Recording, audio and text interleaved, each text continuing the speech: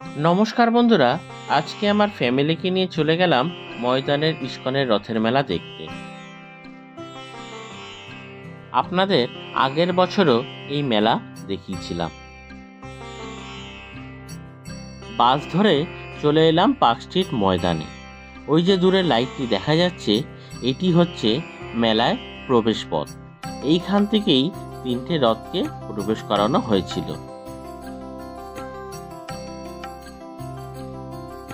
এই যে স্টলটি দেখতে পাচ্ছেন, এখানে মহাভোগ বিক্রি করা হয়, যার মধ্যে ক্ষীর থাকে, গজা থাকে, লাড্ডু থাকে এবং থাকে খিচুড়ি ভোগ। প্রত্যেকটি ভোগের নির্ধারিত প্রাইস করা হয়েছে এবং সেই অনুযায়ী এখানে সেগুলি বিক্রি করা হচ্ছে।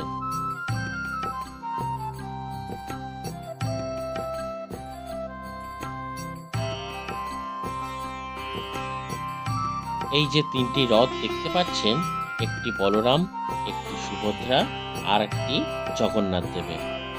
দেখুন কত মানুষ রথের চারিদিকে এরকম পরিক্রমা করছেন।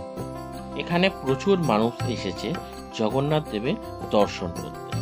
এতটাই ভিড় যে সামনে গিয়ে আপনাদেরকে দর্শন করাতে পারছি না, কিন্তু দূর থেকেই চেষ্টা করেছি যতটা আপনাদেরকে দর্শন করানো যায়।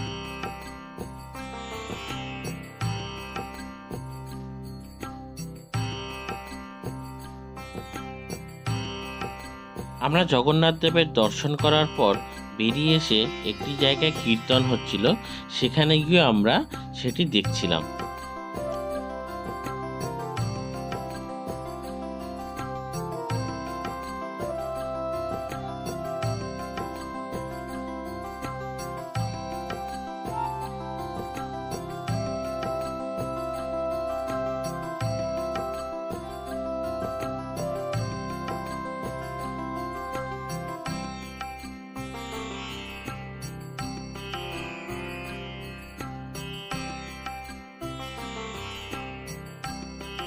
এরপর আমরা চলে গেলাম সোজা যেখানে ভোগ খাওয়ানো হচ্ছে সেখানে।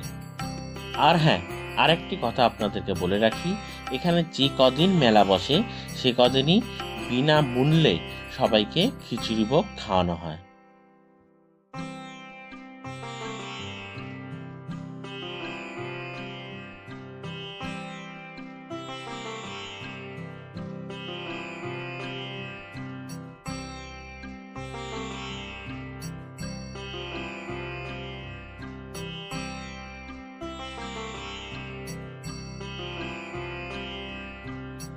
আমরা গিয়ে সেখানে লাইন দিয়ে খিচুড়ি ভোগ নিলাম এবং আমরা সেই খিচুড়ি ভোগ খেলাম।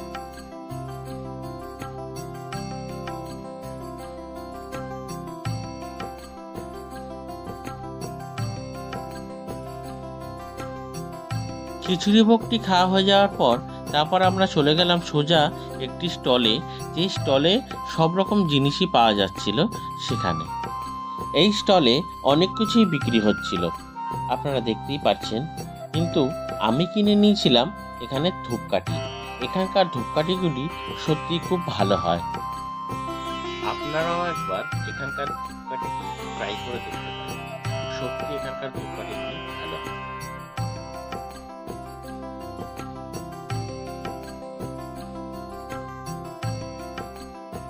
এরপর আমরা মেলা থেকে বেরিয়ে এলাম। মেলার বাইরে আইসক্রিম বিক্রি হচ্ছিল, সেখানে আমার ফ্যামিলির সাথে আমি আইসক্রিম খেলাম। আইসক্রিমটি খাওয়ার পর তারপর আমরা কিছুটা এগিয়ে যেতেই দেখলাম একটি ছেলে পাঁপড় বিক্রি করছিল। মেলায় এসছি আর পাঁপড় খাবো না, এটা তো আর হয় না, তাই আমরা পাঁপড়ও কিনে নিলাম।